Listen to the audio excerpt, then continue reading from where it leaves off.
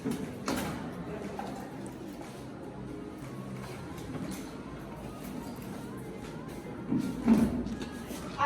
pasensya na pala. Wala kaming nabiling dekorasyon sa bahay. Nakikiya kasi ako. Ay, Erich, hindi kailangan ng mamahaling gamit. Ang importante, nagkakaisa tayo. Tara, samahan mo ako dito. Tulungan natin ng isa't isa. Filipino value yan, bayanihan.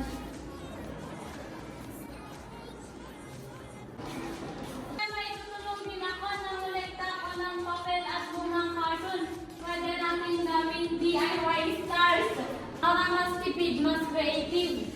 Salamat, Jamela. Minsan, nakakahiya humingi ng tulong. Pero totoo pala, mas masaya pag may kasama. Tama ka, kapag Pasko, dapat may pagmamalasakit at pagbabahagi. Kahit simpleng papel o effort, malaking bagay na. Asmat nakakatuwa rin sa puso. Di bale kung cycle, basta sabay-sabay tayo.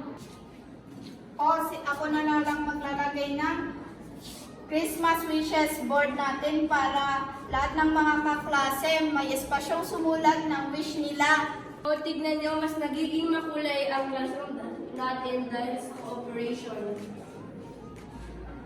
Values natin bilang Pilipino, pagrespeto, pakikipagkapwad, pagmamahalan. Dito sa classroom, kahit magkakaiba, isa lang ang tahanan natin tuwing Pasko. Tunay na diwan ng Pasko.